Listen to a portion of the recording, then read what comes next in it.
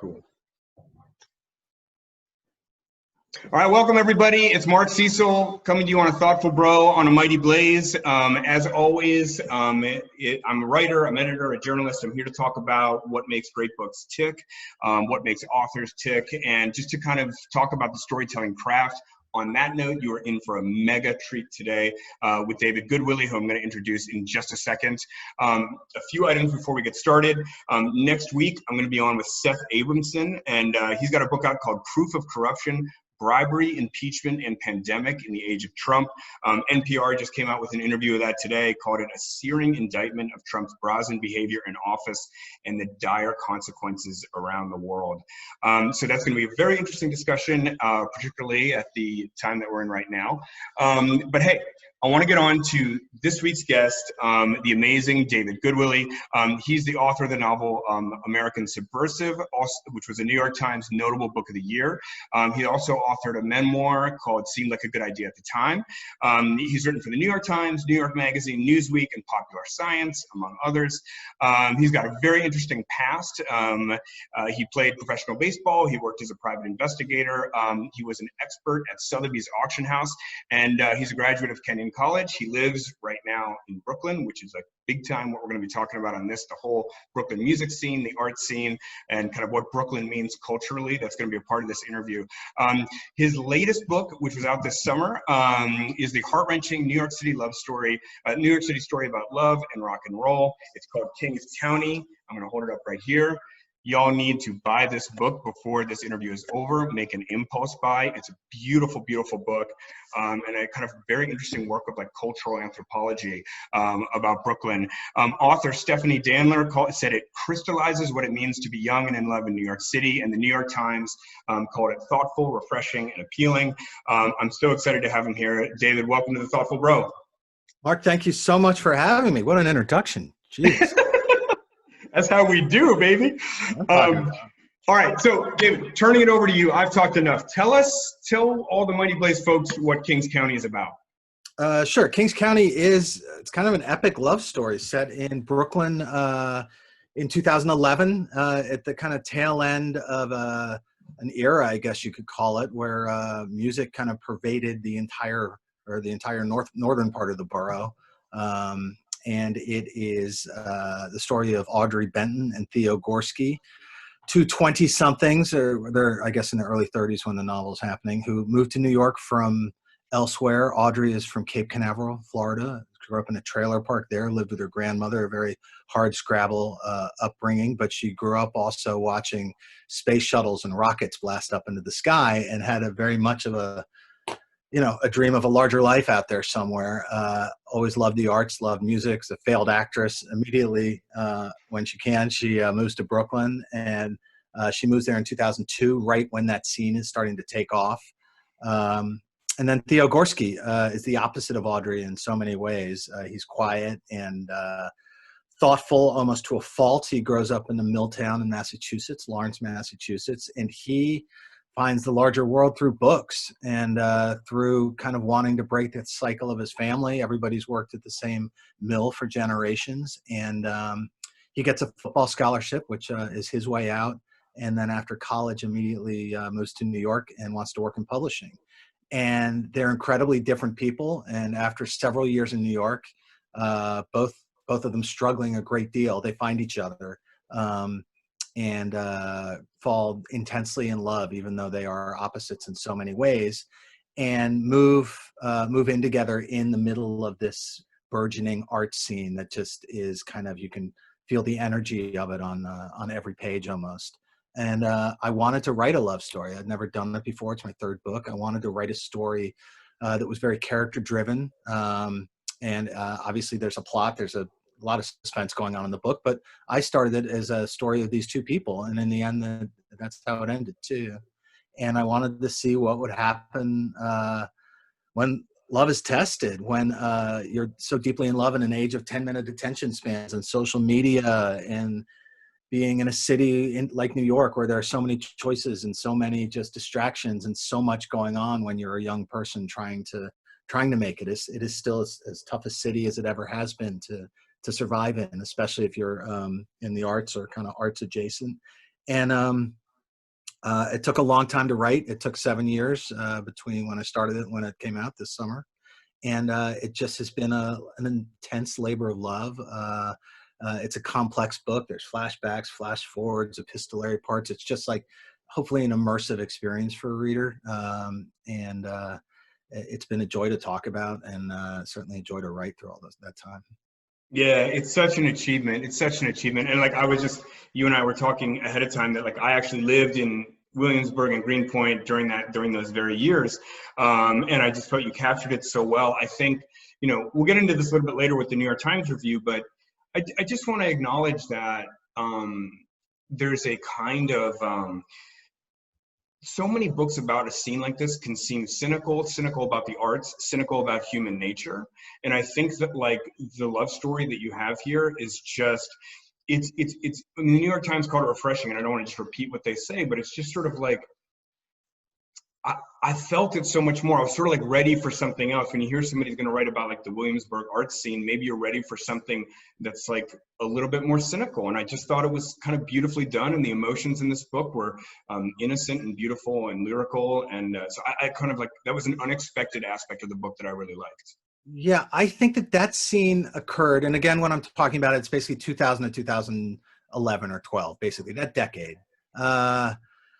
It also coincided with the rise of the internet, obviously, and the sites like Gawker and kind of that gossip world, and turned quite cynical quite quickly. Yeah. Everyone could be anonymous. Everybody could say anything they wanted. And it was very easy to find a scene like what was going on in Brooklyn then, and a bunch of young people trying to find themselves in their 20s and 30s, trying to be artistic, trying and failing in so many different ways. It's easy to categorize a group of people like that, and stereotype them.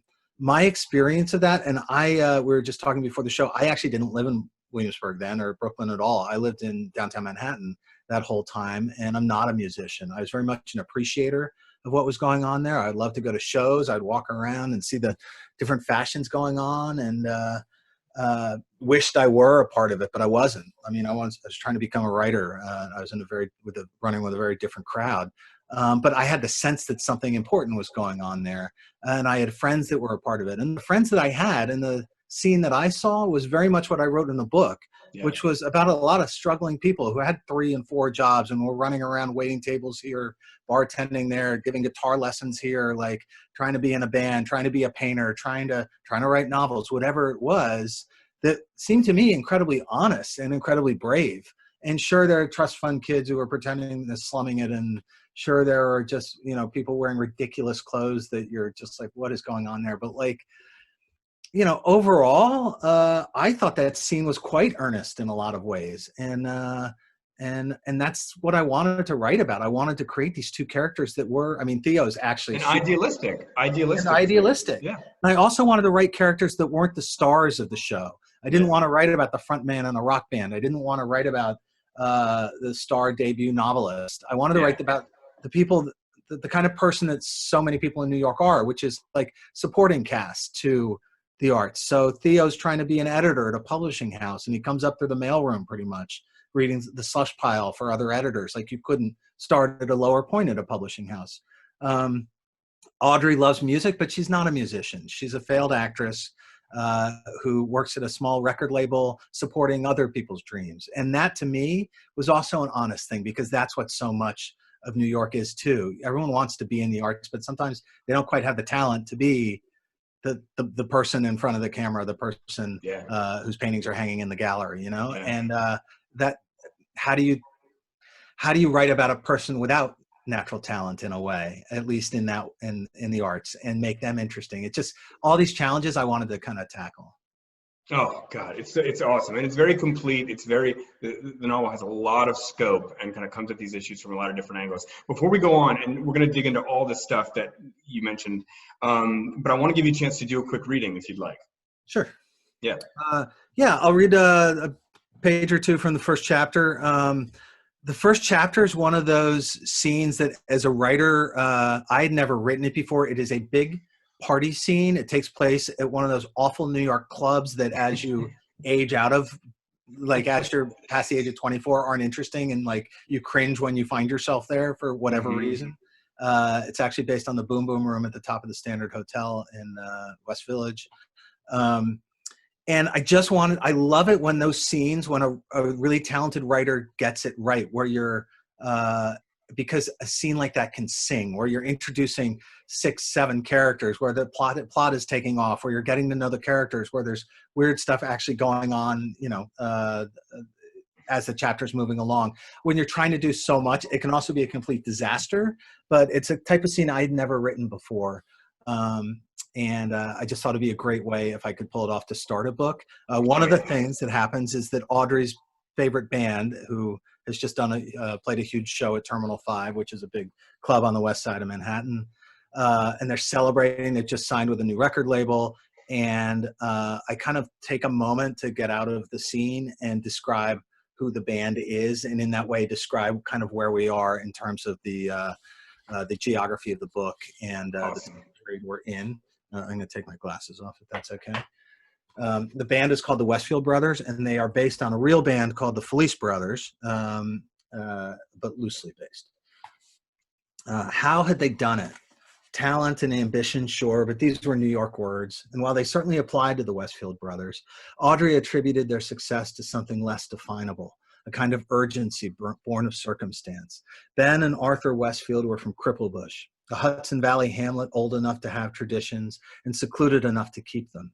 Their parents were self-taught musicians who for years hosted ramshackle Sunday jamborees, bringing old-timers down from the hills, toting instruments from other epochs, dulcimers, lumberhorns, clackamores. They looked homemade but sounded otherworldly, and so did the accompanying voices, their mothers among them, above them, enveloping each song with careworn tenderness, the way a clean sheet fell on a bed. That's how Ben had once described it to Audrey. The parties, they called them knockabouts, would last all day. Hymns, folk songs, mountain blues, half the town showing up most weeks, grilling food, drinking from unlabeled bottles, the aged and infirm propped up in lawn chairs, just watching and listening, the way you did in these rural outposts, for hours, for years. And how could the two young brothers not become a part of it, not start fiddling and strumming and banging on things, not learn to play the songs they heard and then start writing some themselves, tough luck stories and outlaw ballads, simple and derivative at first, but less so as time passed, teenage summers, the two becoming 3 when they added Easter Woods, their grade school friend, a socially awkward musical prodigy from a meth-wrecked home who slept over half the time and then all the time, taking up residence among the instruments in the basement, their self-appointed curator and guardian. They started small, house parties and local festivals. High school became an annoyance and then an afterthought, replaced by the kind of changeless small-town jobs that crushed a person without a sideline, an outlet, a mission. Ben became a bouncer. Arthur worked stints at the municipal dump and in warmer months reshingled roofs with Easter until the latter, stone, fell off an A-frame and fractured his skull. But he could still fiddle with a cracked head. And though the roofing concern went bust, the band gigs kept coming. They accepted every invitation, learning through trial and error the tricks of performing live, pedal loops and distortion, movement and stage presence, venturing forth to nearby towns, to neighboring counties, to the forlorn cities of industry still dotting the North Country landscape. Finally, they headed south to New York, once and then again and again, metal to the magnet, until, like Easter in the basement, the temporary became permanent, and they found themselves subletting a bed-bug-ridden, exposed wire work-live space in the barren and not yet fashionable reaches of South Williamsburg, Brooklyn. They arrived at the height of a specific cultural movement, born of the jangly rhythms, retro stylings, and put upon attitudes of a loose cluster of artistic-minded contrarians. These were the muscular years following 9/11, but the young denizens of their particular Brooklyn weren't political activists or aspiring intellectuals. They weren't unified in much at all beyond a loose belief in creative self-expression. But how to channel it? The art world was too insidery, photography too accessible, writing too antisocial, and in the end, too hard.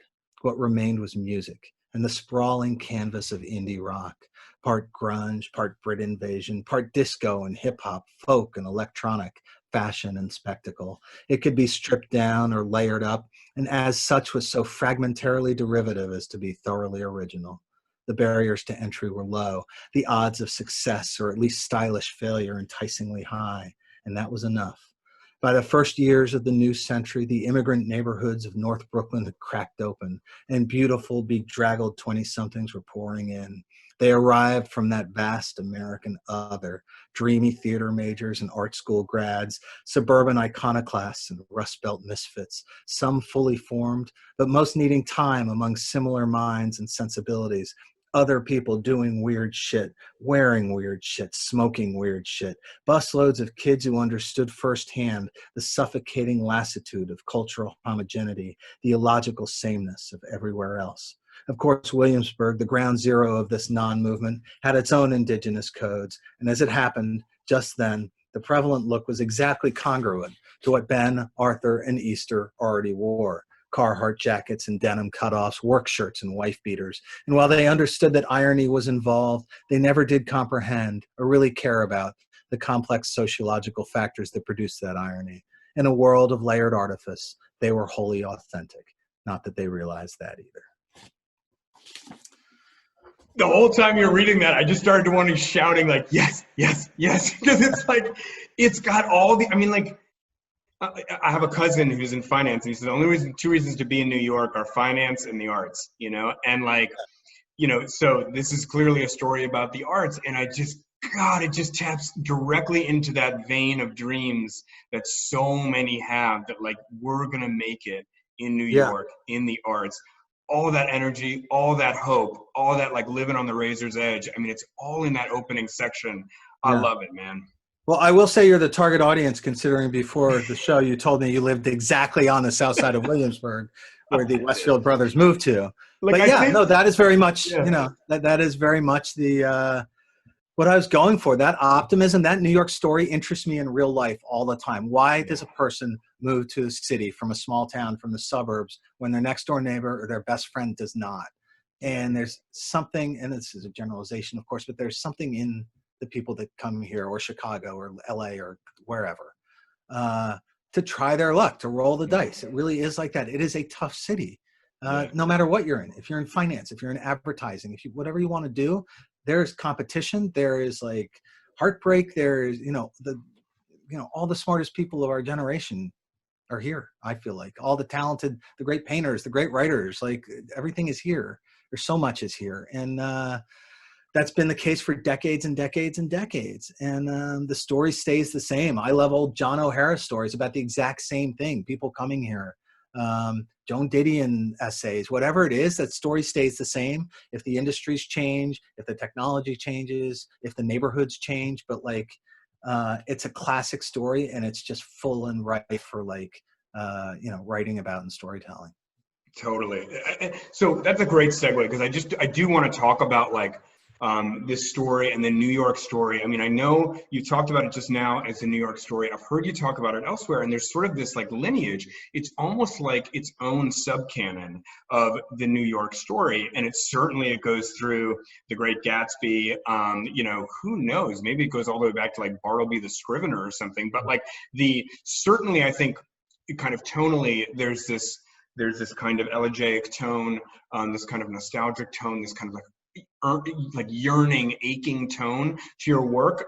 I noticed that Joseph O'Neill, who wrote this book called Netherland, which was just a completely celebrated, beautiful work of literary fiction, maybe about 10 years ago, about playing cricket in post 9/11 New York. And this book, before I even saw that blurb, this book was reminding me of that. And it has some of that kind of lyrical, precise quality. And anyway, I just find this so interesting, this idea of a New York story. Can you just go on a little bit about that? Yeah, well, it's interesting you bring up Netherland, as I remember that book, and I remember loving it when I read it. It's very much a fish out of water tale. It's about a Dutch banker who gets stuck in New York after 9/11 and can't fly home, and tries to make New York his home in a very kind of awkward way. Cause I think the guy's a bit awkward, but he also like loves cricket. And there's only one place where you can play cricket, out in Flushing or wherever it was. It just, I like, it makes for a very interesting character whenever you have somebody who's a fish out of water. So certainly Theo in Kings County is a lot like that character. He is not a New Yorker. He's not a smooth guy. Um, he's always like awkward in space. He's a big dude. He's an ex-athlete, and he doesn't feel socially, connected to the rest of the city. He doesn't date very much. He isn't into the indie rock scene. He isn't into any scene. He likes to spend time reading and walking around the city, looking up at buildings and kind of noticing things and people. And he's very much a kind of watcher. Teju Cole wrote that great book novel where it's basically a doctor new to the city walking around the city. And I love that book. It was plotless basically, but like what a great New York story. Colson White has done the same thing in a lot of his, several of his books. And it's tough to pull off. It's tough to pull off a plotless story like that. Kings County is not that, but Theo has some of that character in him where he is just like, he's mystified by everything, and he's mystified by the city, and the city is the other major character in this book. It's a book about two couples. I keep talking about Theo and Audrey. There's a second couple in the book. Sarah is Audrey's former best friend, and Sarah's married to a banker named Chris. And the two couples are kind of played off each other in the book. And then the last character, which they're all swimming in this pond, the pond is New York. And it is just like, I hope it's alive on every page and every chapter. You sense where you are. I don't mind. I'm the kind of writer who doesn't mind stopping to or not stopping, but incorporating the city and describing a restaurant, describing what people are wearing, letting you know the feeling or vibe of a place. I write about real restaurants, real bars, real streets when I can. I make stuff up too. There's a couple clubs that these characters are in that just don't exist at all. But a lot of it is real, and a lot of it people who've lived here will recognize, and a lot of it people who never have lived here will hopefully think is interesting and make them kind of imagine a city that they've kind of missed out on in a way. I mean, the love is palpable. I mean, I can feel you. It may seem like a weird thing to say, but like, I can like feel you loving these places and like wanting to bring these places to life. And I could just like that love is like part of my experience of reading your work is feeling you loving these kind of physical places. Yeah. And I will say there is, I'm kind of speaking about New York and like elegiac as I say, which is not the right word to pronounce the word, I've been told several times. Ways when in fact the city can be a dark and dangerous place too, and the plot of the book takes off because of something one of the characters has had to do in their past to survive in New York. And I wanted that New York to be present too. You can, just when you get comfortable in the city, it comes and bites you in the ass. Just when you think you're financially stable, you're not. Just when you think you live in a safe neighborhood, you suddenly don't. And those aspects of New York are very real as well. You meet somebody who turns out to not be who you thought they were. That whole kind of idea of never quite being on safe ground plays a huge part in this book as well. And it is the underbelly of a place like this. And so you, as a citizen of the city, of any city, have to weigh these things and decide what you want your life to be and how much of a risk you can take and what you're comfortable with and where you want to live and all that stuff. And that's what these characters are grappling with all the time. And the city basically comes back and bites them in the ass and not only threatens their relationship in an incredibly real way, but threatens their lives. And there's an edge to New York, and there's certainly an edge to the neighborhoods I've always lived in a little bit. Even Greenpoint, which is, a nice neighborhood. We've had, it's also a neighborhood with edge to it, even today. And I want to try to get that feeling across as well in a book. Yeah. Let's talk about that. Just sort of like craft nerd question as a writer. With American Subversive and here, you put a genre engine into your work. You kind of like use thriller and mystery techniques.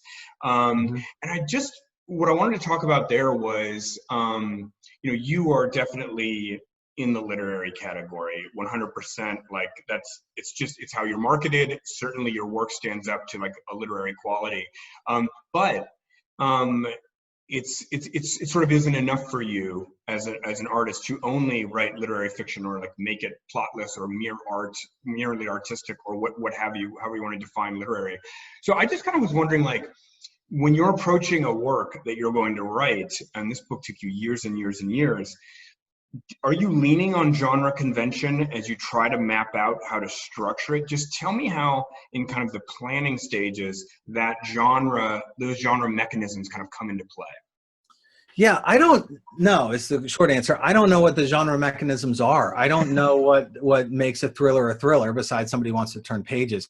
I am always aware of plot, and I'm always interested in, how to create suspense, how to make somebody turn pages.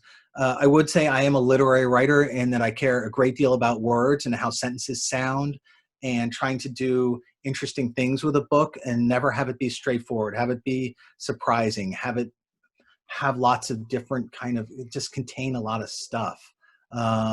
Tell a big story, create a world, all that stuff, which I would consider, literary in a way. Go deep into characters. Have a book be about the writing as well as about the suspense or what's going on. Yeah. I do realize that I write, and I think it's a natural thing. Every writer kind of writes in their own distinct way. My distinct way is kind of on this tightrope between like kind of hardcore literature and suspense and page turning kind of, maybe there are tropes. I do think about how I end chapters. How am I kind of navel gazing too much here? Am I want stuff to keep moving. I want characters to develop, obviously. I want characters to surprise people. In this book, all 4 characters end up in very different places than when they started.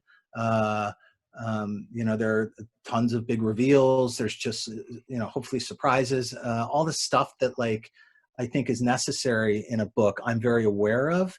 And I will, in my own reading, read super literary stuff, like, Lydia Davis or something, just to, as a kind of treat of language and to try to understand writing intellectually. And then I'll go and read, I don't know, Dan Brown, maybe not Dan Brown, but something where it's like, there's a new chapter every few pages. And like, it's just maybe Daniel Silva before he got really political. Something that is just straight up suspense, where, it might not be my typical fare, but I'm interested in how a writer like that keeps somebody turning pages in an airport like this, like crazy, like maniacally almost, and using those tropes that I guess would be traditional to suspense and mystery and thrillers. But and it's a tough line to walk sometimes, because sometimes publishers aren't sure where to go. In this book, it took 3 years to edit this book with my editor. And we kind of had it out a little bit sometimes. I think it ended up in a much better place than when I handed it in, but I handed in a more traditionally literary book.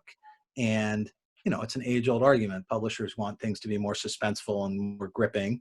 And writers always think they've handed in the most, perfect book that's ever been written and can't be touched and is super literary. And that's always a bit of a clash.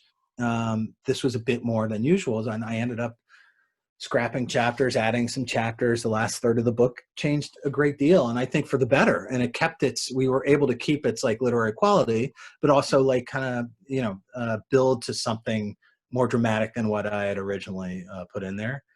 And, every writer is different. I think it is a lot. The writers I know, I didn't get an MFA, so I never really got schooled in this stuff. I wasn't even an English major. I'm much more of an instinctual writer. I don't know what the ending's going to be when I start a book ever, and that's fine with me. Like I'm not afraid to take the journey and see where it ends up. But it's something I don't really think about too much, is like the genre-ishness of the book, or like, is it like literary with a capital L? Is it, what is it? I hope it's a little bit of everything, but certainly I take a lot of time to, sentence by sentence, word by word, paragraph by paragraph, really write the book. One thing, I noticed that in a different interview, you you had an interesting definition of what's literary that I hadn't quite heard before. You said a literary writer is one who tries something completely new every time, like so a writer who goes out on a limb. Just, Sure. is that what it is? Tell me about I that. think that is very much a definition. It's something Yeah, that I admire in writers a great deal. yeah, When somebody like Zadie Smith is a great example, right? Where every book of hers is really different. mhm, It's written in a different style. It, takes place in different, On Beauty was in the college campus. Two of her books were in different parts of London. It's just is very like, um, it's different. You can see her challenging herself, to write. Emily St. John Mandel, I just read her second novel. She had a huge success with Station 11, yeah, and the second book was totally different than the first. She didn't go and do another book like the first one, even though she certainly could have, and I'm sure her publisher would have loved it if she did. She went and did something totally different.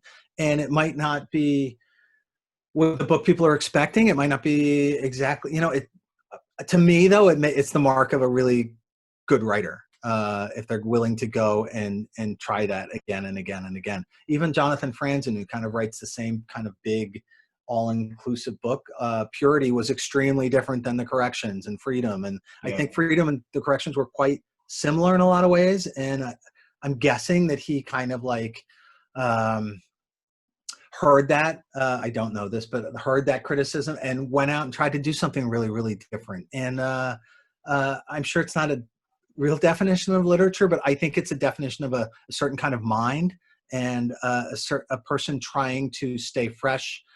I do that for the very simple reason that I always have had this chip on my shoulder about like, maybe I'm not a real literary writer. I haven't done this. I haven't written historical fiction, or I haven't written in third person, or whatever it might be, something that stupid or small. And I'll be like, I have to go do it. I have to try to do it. I haven't Yeah. written an epistolary letter in the middle of a book that like there is in this one. Like, so I need to try that. What if I have you're inside four different people's heads? I haven't tried that. Whatever it is, I want to then go try to do it. Because it also keeps me interested. And again, books take a long time to write, and you need to stay engaged as the writer. You need to like love the book you're writing, even if it's really tough to do. And a good way to do that is to try something you've never done before. Yeah, and you continue to grow. I mean, just to take it outside of literature too. I mean, like two of my all-time favorite artists, Bob Dylan and Stanley Kubrick, right? I mean, they're doing the exact same thing. I mean, they're just Mm-hmm. constantly protean, constantly like Right. driven by this kind of demon to be fresh Yeah. and try something new. I just want to say like there's this one other thing that I really loved about Theo. I just like really related to that dude. And there's this great thing just on the topic of literary fiction. There's this like great passage in the book that I just want to read. It's very brief, but he says he wanted to work with books, not just books, but novels, not just novels, but great literature. He dreamed of having a voice in that deepest of artistic conversations. Man, did that jump out at me, and did I love that? And I'll tell you why. Because like I just myself, like you, I think I've heard you say that, you sometimes have friends come to say to you, like, why don't you write for TV? That's where all the glory is. And so on. It's a golden age of TV and so on and so forth. And maybe if you're like David Benioff doing Game of Thrones, that's the truth. But even that is sort of like running a small corporation. I mean, I think that like there is a kind of, I am a sucker for the romanticism of this nobility of literature and this kind of like ancient sport that one is playing, and how one has like complete control, and one is in this, as you say, this deepest of artistic conversations. That is like, never quite heard it said like that. And that is like almost precisely how I feel about my vocation as a writer, so I just wanted to credit you for that. Yeah. I think that is, I don't think there's anything harder than a novel. Yeah. Certainly in the writing world, maybe in all of art, it's just really difficult. You're by yourself. You're creating a world from nothing, and putting aside the market difficulties, right? You don't know if you're going to sell it. The book world, the literary world's getting smaller and smaller. It's going to take years. How do you even do it if you have a job? And all this stuff that is just really, really difficult about it. And even if it's super successful, unless lightning strikes, you're not going to, financially have a stable career. Like all this stuff just makes it really remarkably difficult. There is something about it that makes me want to do it. I think it's because of that difficulty. I've had a lot of jobs that have been like intrinsically interesting. I was a private investigator, worked at Sotheby's auction house, rode the dot-com boom up and down and down. And, and just, all this stuff that seems kind of interesting. It's interesting enough that I got a memoir out of it, and kind of learned to become a writer writing that memoir. But there's been nothing like the challenge of writing to me, of writing books. And it is, to me, I am that like kind of idealistic about it still. And I can tell when I'm reading a book, when a book is like not mechanically written at all, like when it's just like somebody has poured it out on the page and you can see, you can read the struggle of what was going on in that artist's head. And yeah, so that kind of came out in that quote with Theo. Theo's looking for that purity, and a problem with Theo is he's looking for the purity in all aspects of his life, in his relationship with his family, with New York itself, and the world isn't that pure. And so that is his essential struggle throughout the book, and how, he turns from, you love him so much in the beginning of the book, and then, you see these kind of limitations of his facilities in a way. And Audrey's working from a different point. She is not pure at all. And she understands that like life is full of gray areas, and like, the city certainly, you make compromises to live here. And that is a fundamental struggle that comes out in their relationship. She understands that music is kind of, it can be great in moments, and it's just, the industry is awful in other moments. Like, it just is what it is.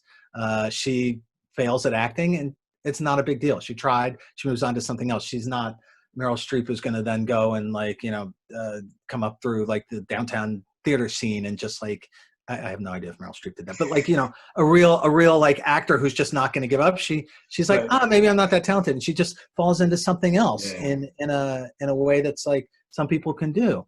That idea of artistic purity is something I still struggle with. Should I be writing for TV? Like what a lot of great novelists, friends of mine write great books, and all of a sudden they're not writing books now because TV's become so good. And maybe TV is that pure art form now, because I watch shows for the first time where I like recognize how great the writing is, where I never did that. Game of Thrones being one of them. And I'm not a huge fan of Benioff's novels, and I didn't watch Game of Thrones for a long time because of that. Also, I'm not that into fantasy or dragons. So I came to it like 5 years late. And of course I watched the first episode and I'm like, this is the greatest thing I've ever seen on TV. So like you just, you kind of start playing the purity game, and like any purity game, it just doesn't stand up sometimes. And things are not that black and white. And maybe writing for film or TV is not some lower art form than writing novels anymore, if it ever was. So all these things are just, things I play with in my own life, and I wanted my characters to be struggling with. Well, I mean, same here, man. And I just like, I end up in the same place as you. I mean, I do struggle with that purity thing sometimes, but I don't know. I mean, maybe it's just something else as well, that just, there is something about the written word that works for me in a way that like images and other mediums and music don't quite work for me. So, but I will say that there is still that feeling in the New York literary world, a kind of a romance to baby. And people who are in it, whether, the agents, the editors, no one's in it for the money. We're all in it for that elusive kind of like romantic feeling that you still have with a great book when you're reading it. And how did that book get into your hands? And who are the people that made it the book? It's not just the writer. It's this whole system of people that just love literature for literature's sake. And they're all here. They're all struggling. They're all trying to make it, they're all working for big corporations now that own the what were once like independent publishers. And it's just, there are compromises along the way, but it is elusive, but it is still here. And great books come out that people still fall deeply in love with, and people are writing those books. And, there are going to be people chasing that elusiveness. It's so well said, and really that's what your book is about too. And I want to like pivot to that and just talk for a second about the whole this time in New York City and Brooklyn itself as a kind of like cultural destination and cultural powerhouse, especially in regards to the literary arts. So I want to get to this New York Times book review, but I do also want to mention that, like you say in your acknowledgments, I just can't pass up this opportunity. You say, I think the quote is, "Thank you to Jonathan Franzen for encouragement and shelter. And I mean, like the great Jonathan Franzen, I just have to ask, like the encouragement piece, I can sort of understand if he's a friend of yours, but tell me about the shelter piece. Yeah. So back in like 2013 or 14, right when I was starting this book, I house sat for him out in California, Oh, and so right I on. started the. He's an incredibly generous. He can be a bit ornery. He doesn't like the internet. All this stuff that the Franzen-esque stuff about him is true, but he's also an incredibly like giving person. He cares about the writing community a great deal. He cares about fiction a great deal, obviously. And I knew him a little bit in New York, and he needed somebody to house sit for him. And I quickly raised my hand. It was in the middle of a dreary New York winter, and so I wrote the first chapter of this book. Actually, it's the Florida chapter, which is a couple chapters in, where you first meet Audrey. And I wrote that at his kitchen table, yeah, for 2 months. And I I screwed up his Wi-Fi of all things, and he got a bit mad at me. And I was like, he's already got a famously not into Wi-Fi. Like, why are you that mad at me? I think maybe that's what did it. I think he thought that was a little bit funny, but not that funny. But yeah, he was incredibly. He's still not a close friend or anything. He lives out there full time now. Yeah. But he's just been, when I do get in touch with him, or when we get in touch with each other, he's just a very giving, thoughtful person. Yeah. Awesome. All right. Well, obviously one of the great writers of like, I'm very interested. He's just finishing a novel now.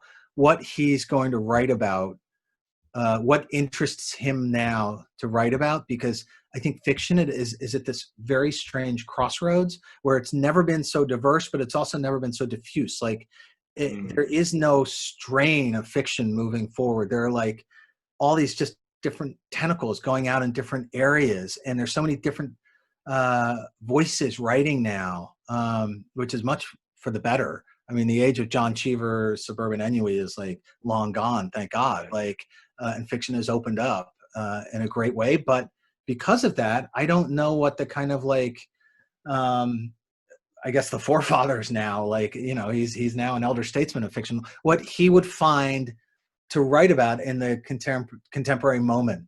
And maybe it's something, that's not contemporary. I don't know, but I'm very interested to see where he goes mentally with his work now. Well, there's a couple thoughts about that. I mean, just not to go off on a Franzen thing, but like, I think I remember him saying in one interview that he only thinks there's about like 10,000 people in the United States who are like the true audience for his type of work. So yeah. I think, I mean, that speaks to your kind of fragmentation of the fiction market. But I want to say something else that I'm comparing you to, that he, on some level, writes these books that are sort of like about one big topic: freedom, purity, right? I mean, just from the title, it's like there's sort of like a way that he organizes his work around a concept. Yeah. And I think you do the same thing, right? Very much so, yeah. I remember people talk about their favorite, since we're talking about Franzen book, right? And for me, it's always been the corrections. And in a way, the log line for the book is so simple that it's brilliant, and it tells you all you need to know about a book. It's about a family coming home for Christmas. Yeah. And that's the book. That's the entire book. But within that, half sentence is a whole world, right? Mm-hmm. And the whole moment of like American life. So in a way, like sometimes you can distill something down, and the easier it distills down, the better the idea of the book is, in a way. And the harder it is to explain a book, the more difficult it is to actually have a theme for that book or find your way into that book as a writer or a reader. For me, I write about, this is only my second novel. It's my third book, but my first one was a memoir. So it's my second novel. And I try to write about what bothers me in the real world, or what I'm really interested in, or questions I have that I can't answer. And I've said this in other interviews, like fiction writers are really good at asking questions, like great questions, and terrible at answering them. And that's what the book is. The book is like an attempt to just delve deeper into something. And for the reader's sake, it has to be something really interesting and something pertinent, I think. And when I'm trying to organize my mind about what I want to write about, sometimes it will distill down to a simple word. I think American Subversive was my political book. I wrote it at the tail end of the Bush 8 years of, the Bush wars. And it was just overwhelming in my mind. And how do you kind of live with what you just lived through? And in retrospect, maybe not so bad. But it just bothered me to the point where I needed to like write about it, but I wanted to also, like, you can't be polemic. You can't just hit people over the head with politics. That's the last thing people want to read about in literary fiction. If they're living in their real world. But I did create a story about lefty political radicals, or normal people who become a bit extremist, Yeah. like the old Weather Underground, but in a contemporary time, and built a whole book around the idea of uh, the idea of a political life, and the idea of like, how does one person make a difference in a world that doesn't care, Yeah. and that to me was an immensely disturbing thing in my own head during that time. And then I did that, and I was like, okay, I've done my political book. It's like out of my system in a way. I was so interested in it when I was writing it. And then I was like, okay, I did it. And now I want to write about something else. And what is also crucial to my life? What am I looking around at that everyone's struggling with? Love, relationships. How do you go deep with someone in an age of like superficial, Instagram nonsense, and like, especially in a city where you meet so many people, where life is coming at you so quickly. And how do you almost have an old-fashioned slow down, like, idea of two people together? And that was really the genesis for Kings County. And then I figured out what I wanted the setting to be in, which was this fast-paced, like, kind of glowing moment in time and geographical place. And so it was as simple as like, this book was about love, and I wanted to explore that in a very deep way and go too deep with two people in a way that I had never done before in fiction. And then I think my next book, I've talked about a little bit about this, is probably gonna be about money. I think I'm really interested in how do you make a book about money, which is another central part of all of our lives. Interesting. How do you create a great story about something that is so difficult and uneasy to discuss and to talk about? So yeah, those, in my mind, I can distill my books down to one word in a way, and then just figure out how to like create a world around it. That's awesome. And I do think, to me, like money, I mean, I'm so glad you're doing that. And I'm like already really looking forward to that book, because I think that money in many ways is like the topic. It's such a quintessentially American topic. I think that, like, war, there hasn't been a draft in this country since the 70s, never in my lifetime. I think war, there's like a lot of reasons why the world is like this these days, but like war has kind of receded from the public consciousness. And money is just sort of something that it impacts everybody's life. Again, it's so American. Capitalism is so influential in many ways. Like, in the sense that there is war today, it's a kind of capitalistic trade wars that are what make this world go round. So anyway, I just wanted to acknowledge that, like, I think that's like such a worthy topic. Yeah, and then also in that way where, I kind of said I have this chip on my shoulder for stuff I haven't done yet. I have to prove that I can do something that I haven't done yet, to prove to who, I don't know, but myself, I guess. I'm going to write historical fiction this time, and much more of a bit of a saga over time, like a family kind of thing. It's also very difficult to write about the contemporary moment right now, whether it's issues of technology, issues of politics are seeping into everything. Everything is so touchy identity-wise. It's a very, very difficult moment to write about. And I've written three very contemporary books now, three contemporary in their moment they're published. And I feel like I've done it. I don't even know if I need to write about New York again for a little while. Like, I've done that in 3 books now, and I don't mean to. I just keep coming back here because the place is so alive still to me. Like, even in the age of COVID, it's just like, something about it is just like, I see the world through like a New York prism in so many ways. And I don't know how people I need to get out in the world a bit more in my own writing sometimes. But I mean, I don't, like, my brothers-in-law lived in New York. I mean, I lived in New York, but like, I mean, I just, like, when I go back there now, I'm like, how does anybody get anything done here. I mean, like, you can go see the best music, eat the best food, watch the best performance. Everything is the best. And Yeah. it's like, how do you ever just stop and like just Yeah. get some writing done? I don't know. Well, you can't do any of that stuff right now, and I'm getting even less writing done. So maybe it's not I don't know what the answer is. All right, look, we're getting close to like the end of the time here, but I keep wanting to talk about Brooklyn, but we keep getting sidetracked by all these interesting other things. But just like, Yeah. I did just want to talk about, you did choose Brooklyn. I think there's a kind of strand of cultural anthropology that runs through your work. I mean, you like capturing moments. You like, I know that like Electric Kool-Aid Acid Test, for example, is like a favorite book of yours. I mean, I trace, that seems like no surprise to me, because there's a way you're trying to like capture these cultural kind of movements in their like budding form. So anyway, but I just, I thought the New York Times review, like sort of apropos of nothing in this conversation, but I just have to read it because it's just like, it's so funny to me. This is a quote from this New York Times review. "Can someone with a tattoo have a soul?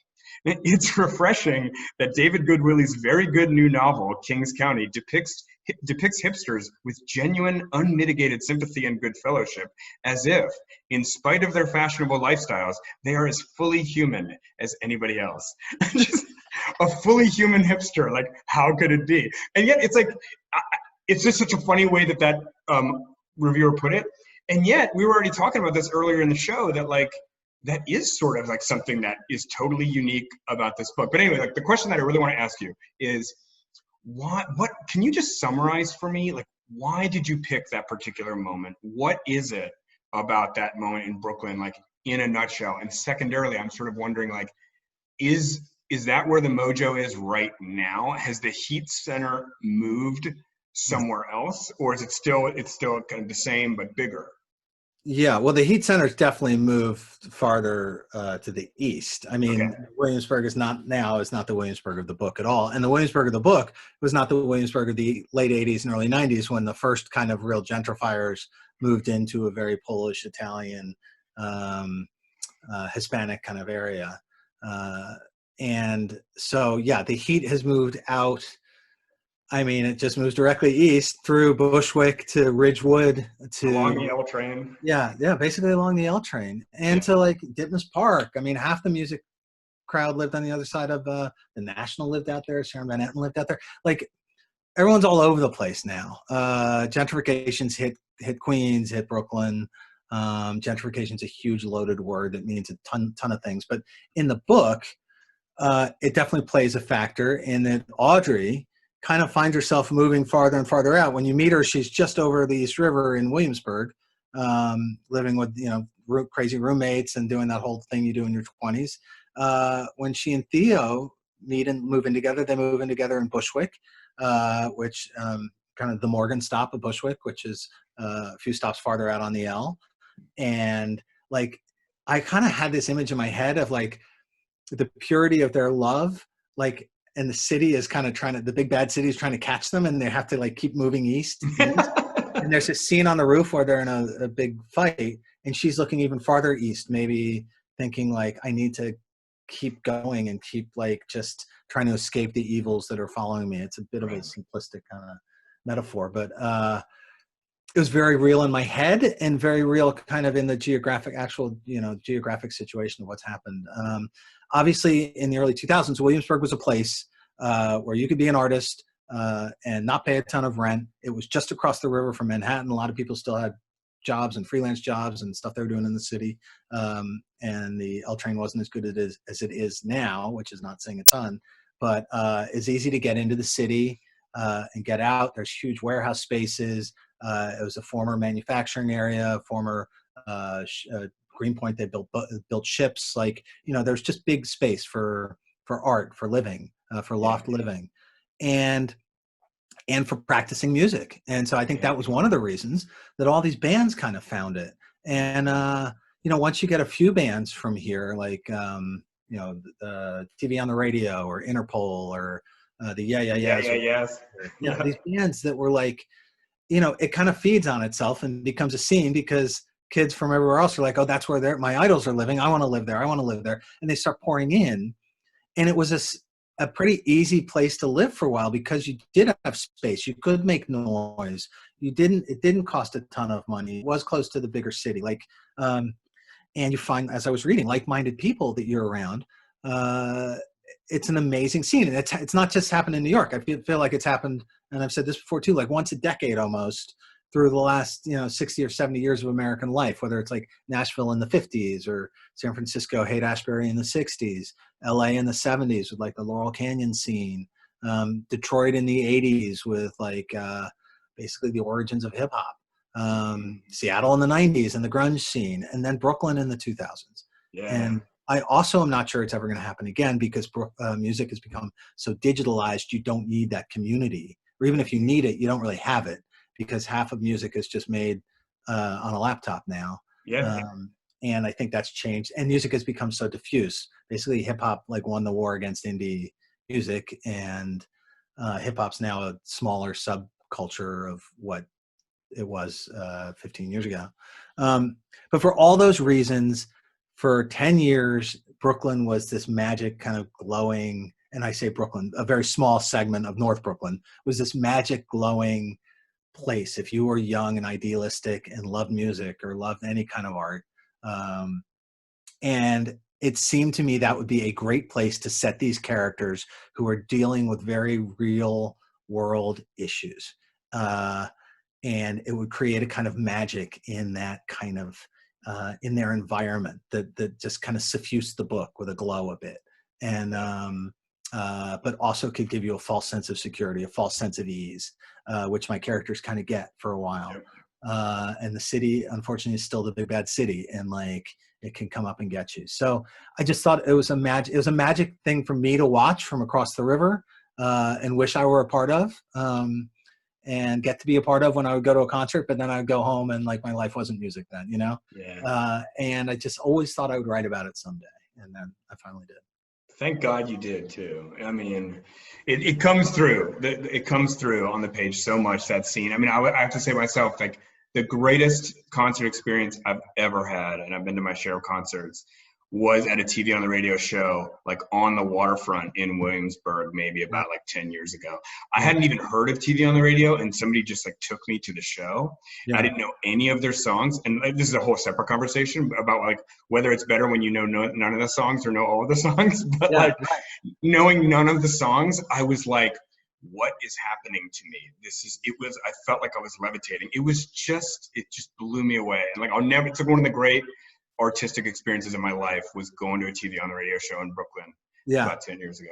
Yeah. And they were, a couple of those guys started off working in a coffee shop together on Bedford Avenue, right in the middle of Williamsburg. There's actually a great book called The Last Bohemia, which I read very closely. The writer's name is Robert Anassi, and it's the story of early Williamsburg, and he tells the story of TV on the radio. It tells the story of these bands, but also the geographic, what was happening in the real estate world, what was happening, what made Williamsburg, and what eventually overtook Williamsburg and made it like a lot of other kind of more suburban places in the city. Really good book. A really interesting read too. Yeah. Awesome. All right. Well, look, we're going to wrap here, but I have a last question I want to ask you. I ask it to all my writers here.